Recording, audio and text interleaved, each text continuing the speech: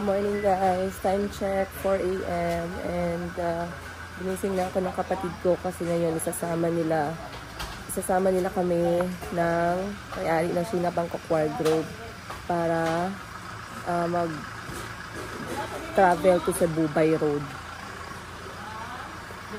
So alam niyo naman yung lola ninyo guys, gising, diretso, lakad. Ayan si madam naka-OOTD siya. Ako din naman naka-OOTD, pantulog. Guys, here we go. Let's go. Hello guys! Andito na ako ngayon sa... Huwag kayong tumingin sa kilay ko, sa lipstick ko. Andito tayo ngayon sa may Pink Mosque ng Cotabato City. Time check natin, alas 6. Ito po yung first stop natin. Ayan.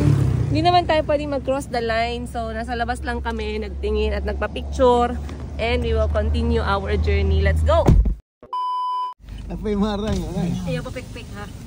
Hello! Assalamualaikum. Matamis? Oo, tamis din ako. Sige. 2 kilo? 80 lang. Magkano marangga? Magkano ang kilo? 80. 80. Galing to sa puno ninyo? Oo. Wow. Mega ko eh. Inang marangga pila? Ang marang, magkano kilo? Adiling kilo, isa ka yung dako 50, yung maliit, 100. 100 na maliit, 50 ang malaki. Ayan o, may malaki. Yung malaki 50. Malaki. Ano, lusok na. Malaki ba daw yung buto? Oo. Oo daw. Pwede natin buksan. Pwede daw na nabuksan. Ay, dua-dua.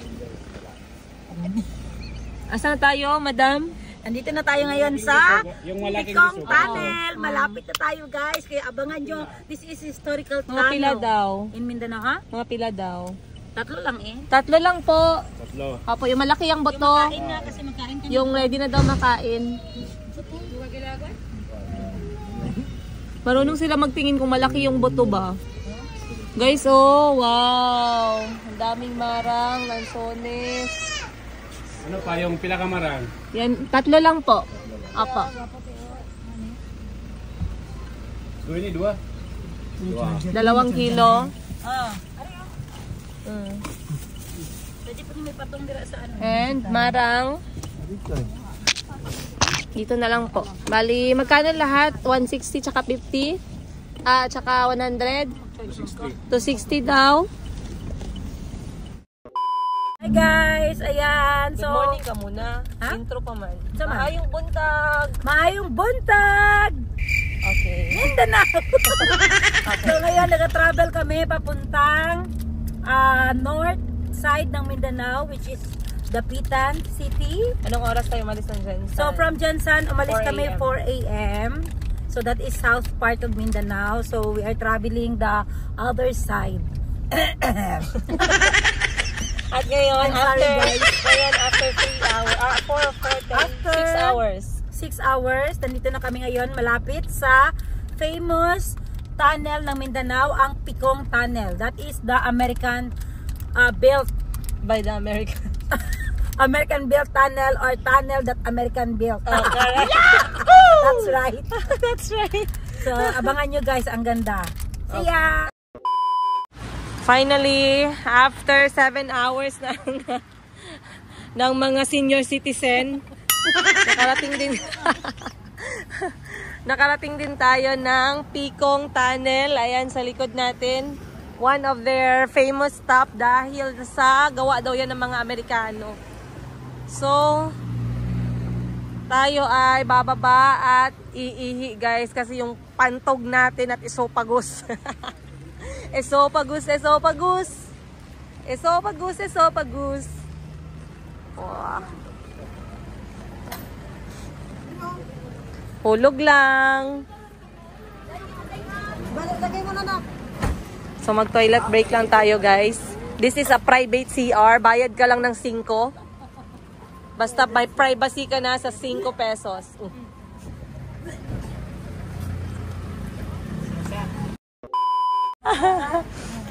Paisunod friend.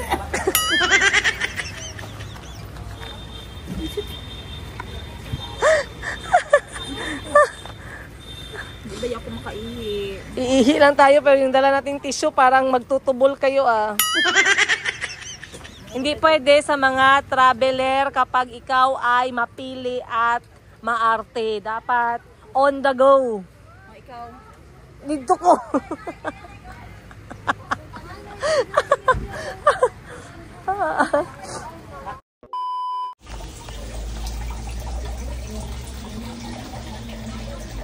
Ganito yung mga toilet stop guys. Dapat bawal dito maarte. Kasi hindi safe na pigilan mo yung ihi mo at saka yung number 2 mo. Wow! Nung tayo ay matanda na, sana di tayo magbago. So, yan na guys, yung Picong Tunnel na remembrance ng mga Amerikano during World War sa Pilipinas. And let's go! Let's go! May mga paniki sa loob. Wala ka nagawas. Kasi parang ano ba, senior citizen. Ayaw doon si kanta kay mabuyagan ka. Ay, sorry. Wow. Okay. Go. Wow. Stairway to heaven. And that is the Picong Tunnel! Okay, mag-seatbelt muna tayo guys. Ay, gapo kayong dagat mo. Ikaw na natin ha. Wala. Kabibig. Sabi na nga natin pa. Wow. Ano naman diri ko? Plaster lang. Nice. 10 pa lang man. Time check. And lunchtime na guys. At dito kami naabutan ng lunchtime sa Zamboanga del Sur. Anak yun. Tamang-tama na kami nagdaanan ng highway food court. At syempre, budget tips. Dapat meron tayong sariling baunan. Grabe, 20 pieces in a set. May baso na guys. Pwede mo nang kamayin kasi walang kutsara. So, ayan ang mga baunan namin. Diba, kompleto. May kanin, may ulam, may itlog, may pritong bangsi, o yung maliit na bangus. Meron kaming bola-bola na dala. Merong hotdog. Ito, tuna fish ball. Oh, diba? Edamame. At nagpaluto kami ng edamame. Grabe yung edamame namin, guys. Parang, parang papunta at pauwi. Hindi mawawala yung kanin and boiled egg. Marami kaming boiled egg na dala. Ayan o. Ayan, mga tipid tips when traveling. Kasi parts para mahigit. Mainit na guys. Nakaabot tayo ng Zamboanga del Sur, nakapantulog. Ang tinang tissue rin sa kuha lang eh. Parang tissue. Ngayon ang ito na daw. Pwede may tissue. Wait guys, wait lang. Marumi pala yung aking camera. Tingnan nyo naman saan kami nakaabot ni Madam Ten Gifts. We are here right now sa Municipality of Labangan, Province of Zamboanga del Sur. Ayun guys. At dahil ginising lang nila ako, nakapantulog pa tayo. Mabuti naman yung iba at naka-Shein. Isang ikot naman dyan. Ilang oras pa Madam Ten Gifts ang tatakbuhin para hindi na tayo dumadating. Anong sunod nating destination ba? Next destination is Dapitan. Okay guys, let's go! Go! Hello guys! Ayan, energized na kami dahil tapos na kaming makapag-lunch at ipapakisa ko sa iyo ang magandang view. Look! Chiring! Yan po tayo pupunta sa gitna ng Vengka. Stairway to heaven. Tagal na ka. Tayo guys. Tagal na ako nabalaan ha. At Talaba. Nasa Dapitan na tayo guys. Talaba Haven. Ako hindi naman ako mahilig sa Talaba pero mga 20 pieces pwede na. 20 pieces. Eto dito sa kabila. Kasi pwede tayong kapag-request dito. Hello te, nagaluto ka? Ay, wala ma'am. Mag-request lang kami magluto. Pila sa kabalde? 300. Totoo eh, may tebe. Te, magbayad lang may te. Magbayad lang. Ako dito dapat sa dampa. Ay, murag wala po. Dito rin dyan mga Talaba. Asa pala yung display direte, maduol na mo magpaluto. Welcome! Dapitan welcomes us for their Kinabayo Festival. At parang uulan pa mga loves. Ganda pala ng city hall nila dito, oh. Gani, lupig pang ginsan. Meron na? Yo, mabot. Nasa Dapitan na tayo, guys. Dapitan. Municipality. Ano yan tawag nila? City Hall? Yeah. Saan galing tumarang? Saan natin binili tumarang? Binili namin to sa Cotabato. Sarap. Sarap pa, guys.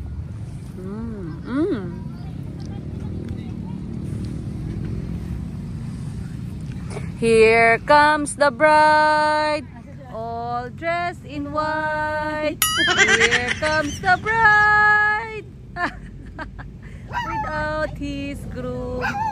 Pet lover man yan. Laka, titi. Pag mamaak na ikaw, mag-vaccine. Limpyo kayo ilang ano din. Joke lang. Hello guys! Sa wakas at nakaawot na rin tayo dito sa Dapitan. Maayong hapon sa inyong tanan guys. Bangag pa yung lola ninyo, wala pang tulog. Pero eto at masaya kami dahil nakabili kami ng marang on the way to Dapitan. Actually hindi pa kami tapos sa biyahe namin. Saan nga tayo pupunta? Pupunta tayo sa Dakak ng Dapitan. Magpapadakak pa pala. Tapos nakapantulog pa din. Wala pa rin kaming ligo guys. Bukas, okay ano lang. tayo? Dumaguete tayo bukas. Dumaguete daw kami bukas sa mga taga Dumaguete. Hello sa inyo. Manhuyod Sandbar. Ayan, mamimigay Here we po go. kami ng jacket. Ay, joke lang. Wala pala kaming pamimigay guys. Sarap. Parang 85 ang isa. Dili dagay na. 35. 35. Ka 50. Biyahe din nila. 100. Dito kami tumambay guys. Ayun na si Ma'am Shin. My favorite. Siya lang talaga yung may paborito sa marang. Actually, ako gusto ko mangosteen tsaka chico. Ito Tsaka, na talaga nakain ko ngayong araw na sakto. tsaka ano pa ba? Masarap. Pomelo, yes. Ay, parts, ang pomelo. Gibutang ni mo sa ref. Wala na bit-bit. Oh no. Kwaon niya. Baliki. So, ito pala yung kanilang area dito sa Dapitan. Ito ay parang park. Ayan, nakikita nyo yung mga tao dito ay may freedom of speech. Freedom of speech? Ay. Dumaan kami dun sa may talabahan kaso hindi sila nagluluto. Kaya dumiretso na lang kami dito. Ano tayo basurahan? Okay. O boss, parang ano lang yung nakain ko, mga 10 boto. Natan mo yan sis. Grabe guys, almost 12 hours on the road and we are still fighting. Fighting and kicking. Hello mga taga Dapitan! Happy Fiesta Kinabayo! Bukas daw mamimigay kayo ng pagkain, tirhan nyo ako ng pack lunch.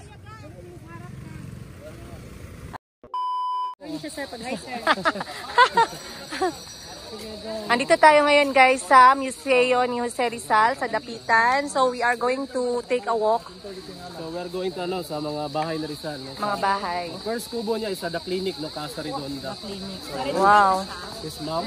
Actually yes ma'am, replica na yun na siya. Okay. Pero same location, same design. So lahat ng may sakit long time ago dyan dinadala. Dinadala. No, kaya ventilation po siya mataas. And then actually, Tagalog Bisaya din. Sige lang, Bisaya po. So kanin siya no, originally isa Dalampasigan by dagat yun na siya. As we can see, naka-elevate siya or naka-stilt para di maabdag tubig. Oh yes, yes. Nice. Then muna siya then 1960 gi-reclaim ni siya muna nga gibungkag gyud ang original nga clinic. Ah, okay. Then gitindong siya in same spot gyapon. Same spot and same design. So this is Casa Redonda, the clinic. Yes, clinic of Jose Rizal. Sa una, that is during 1892. Ito guys, replica lang pala to siya. Pero as is talaga yung design at saka nakastilt talaga yung casa dahil baka maabutan ng tubig. So, basically, vacant siya sa loob and what's important is you can see it from the outside. Ayan, bahay na bilog ang tawag. Nagsilbi ang kubong ito na may 8 sulok bilang klinika ni Rizal at sinaunang dormitory ng kanyang mga mag-aaral. Dito rin nanirahan si Josephine Bracken na siya ay dumating sa Dapitan. Sino si Josephine Bracken? Bracken sa yung naging asawa ni Rizal, naging girlfriend ni Rizal. Naging girlfriend niya. Josephine Bracken came from Hong Kong. Bali, pumunta lang siya dito. Chinese pala si Bracken. Para, ano po, Irish. Ang Hong Kong under mag siya sa British colony for 150 years. So yung tatay sa British corporal. Then pagkamatay siyang nanay, giampun siya tong butang American engineer. Ipangitan nila sa Rizal kay wala naman sa Hong Kong sa Rizal. Nala sa Dapitan, so ilang gi-ani dire sa Dapitan. Mga nagkaila sila ni Rizal dire. Ang to mo uyab na mo niyang common wife kay umo sila nakasal. O sa ato ba wala. Wapo na short term story ba na? So shortcut. At least ligo na ni siya. So same gyapon ang kaniya. And dormitory kay nay mo mga teachers sa Rizal gud sa Dapitan. So nag-establish sa school no. Yan wala may mga di man may paeskwelahon ang mga estudyante sa una mga labi na kay under ta sa Spanish colony. Alright guys, pasok tayo sa loob ng Casa Redonda. Nay mga tugas ma'am, nakoy mga nara, nay mga talisay. Ayan. Mama ligon. Yes ma'am. Kanyang kaning mga baol dire. Yes, kana sa ma'am is everything is replica na dito. Wow. Yes ma'am. Kay kuman sa gipusil sa Bagong Bayan no neta, gi-confiscate mo gud yung property.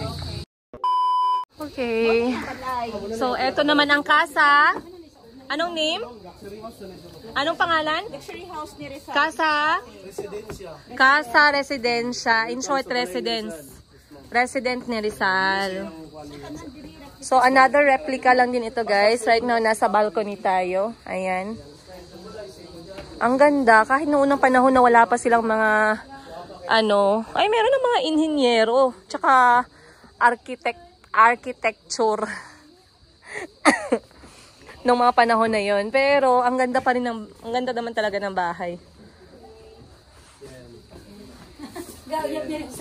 Wow. Ganda ng kwarto ni Jose Rizal dati, guys. May CCTV. Grabe naman, papayag ako ng CCTV, wag lang sa kwarto ha. So once again, this is just a replica, pero grabe talaga no. Kinuha talaga nila yung itsura ng vintage o makalumang paraan ng paggawa ng mga furnitures. Ayun si Jose Rizal. Single na siya dyan kasi andun si Josephine, yung kanyang jowa Bells. Nagmumuni-muni sa tabi ng bintana. Ang ganda pala ng story nila, no? Kasi hindi naman namin masyado talagang binasa yung life story ni Jose Rizal during our time sa elementary. Pero gusto ko tong ganitong klase ng bahay. May CCTV kada corner. Ikot tayo, guys. Tulog style lang. Ito yung banyo. Banyo. Tagalog naman, sis. Oy, sarado ang banyo. Ayaw magpabanyo. Hindi lang. Naduot guro nagkusog ganina. Oh. Usually, sarado man yun na siya. Ayan, nabuksan na. Sige, tingnan natin. Oh, parang hindi siya banyo ha. Parang kwarto. Tulog lang. Ayun Ah. Great style. Kuya ko no. Okay. Diretso lang na siya. Dito na sa septic tank, sa pangin. Ang galing nga. Baka may CCTV din dito. Pa-strong lang sa drink. Walang CCTV dito, guys. Safe dito number 2 tsaka number 1. Sarado na natin yung banyo ni Dr. Jose Rizal. Sana ganito pa din yung bahay natin ngayon, mga kapatid ko. So siya naging mo ng dam niya. Yes ma'am, sige mo ma'am. Natutunan mo so far? Josephine Bracken is the wife of Jose Rizal. And she died of? Tuberculosis. At the age of? 25. Galing valedictorian na. So if you want to learn more about Jose Rizal's exile life, visit the Dapitan Museum of Jose Rizal. Salbaro Pansaya nila. Ulitin mo. Masarap yung salbaro Pansaya nila. Eto? Yeah. Sige nga, tikman mo. Para siyang pandesal na kingalaan. Really? Nice.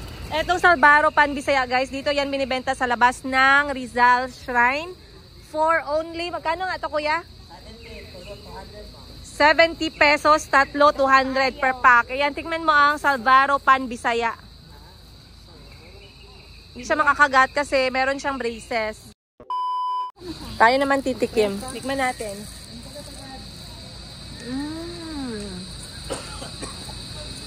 Tinapay na merong gata. Tama. Tinapay na merong gata. Best daw yung partner nito, guys, ice cream. Mabigat siya. And then, matamis ng konti. Masarap in fairness ha. Pero feeling ko mas perfecto kapag mainit. Malamig eh. Mas malamig pa sa kahapon ko eh.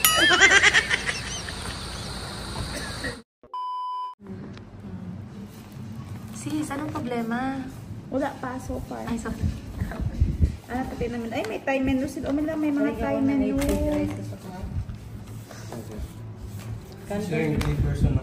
So, dinala kami ng kapatid ko. Cantonese, Cajun, beef fried rice. Dinala kami ng kapatid ko dito sa Dakak Resort. First time ko dito guys, never been here before. Kaya nga first time eh, kasi never been here before eh.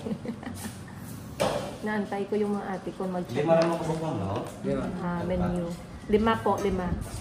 Nice, so kasi may nakalagay na country sa bibig niya. Ang sa Philippines, malunggay fried rice. Pag sa Chinese, egg fuyong. You want egg fuyong rice? Egg fuyong. You say properly. Egg fuyong. Egg fuyong. Xin khoai la. Isang egg fuyong. At saka... Parang nasisira yung mukha niya, sis. Hoy, bakit nasira mukha mo? Parang ikaw mabayad. Sige, ikaw na lang ha. Saan ito yung turon? Ay, shrimp pad Thai taste, Thailand. Gusto ko ng turon. May turon dyan. Magkano ang turon nila? Hindi ko makita yung turon. Okay, the turon is missing. Turon. Parang masarap ikain ng turon, guys. Wait lang. Hanapin niyo yung turon. Banana split, mane?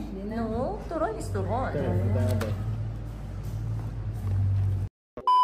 We are now in Dakak. Unang subo talaga si Madam Dan Gibbs. Ano in-order mo, Madam? Everything, Thailand and Philippines.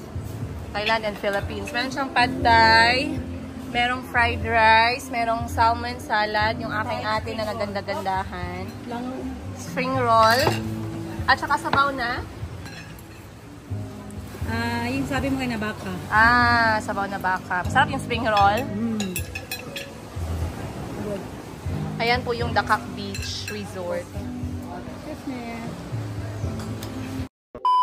Hello guys, and time check 7:54 na ng gabi, and currently andito tayo sa loob ng Montenegro na barko going to Dumaguete. So hindi ko naman to first time no, nakasakay na tayo ng barko before papuntang Sulu.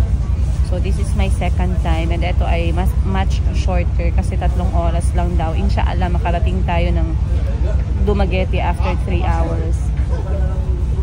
We are about to leave. Yung mga kapatid ko umupo sila sa labas kasi mahangin ako. Okay lang ako dito.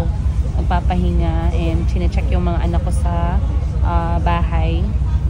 So far so good naman. Yes, finally paalis na yung aeroplano talaga.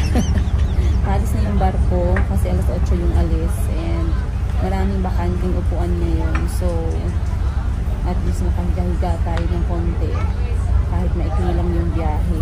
Okay naman siya guys kasi kahit pa paano malinis at merong electric fan. So shout out sa lahat ng mga taga Dapitan kasi sa Dapitan Port kami kanina, at shout out sa lahat ng mga taga Dumaguete.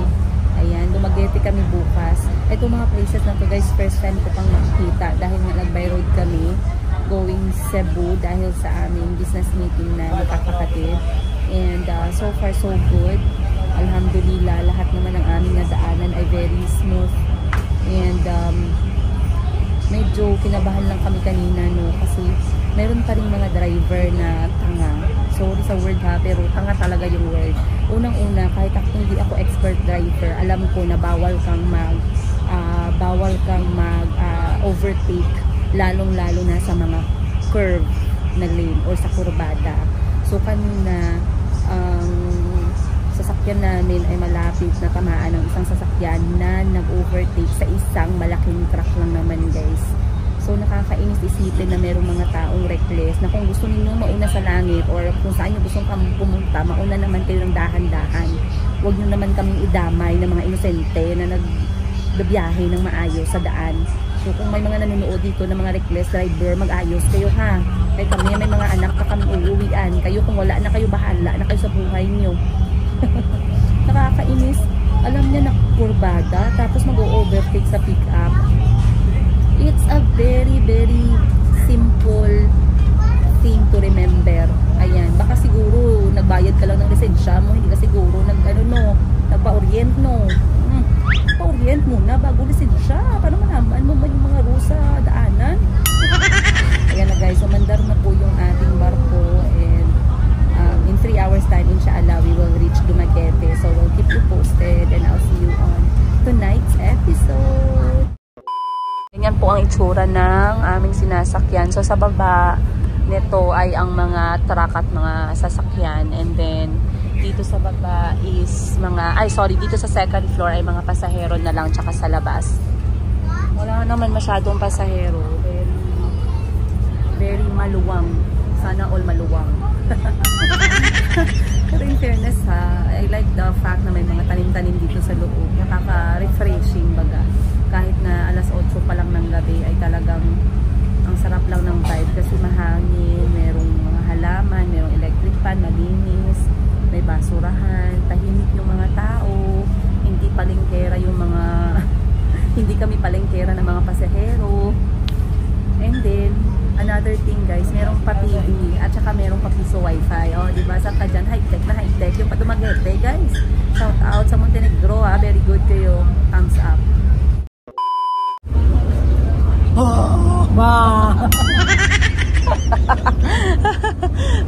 Grabe naman kayo dyan, makaromantic sa gilid ng barko. Tayo guys, may mahangin dito. Ay, ayoko doon ko ako sa loob kasi ako luxurious. Luxurious. Luxurious at saka gorgeous. Gorgeous. Ganda oh, naka pa di 4, akala mo nasa aircon. Akala mo nasa aircon, nasa economy lang pala.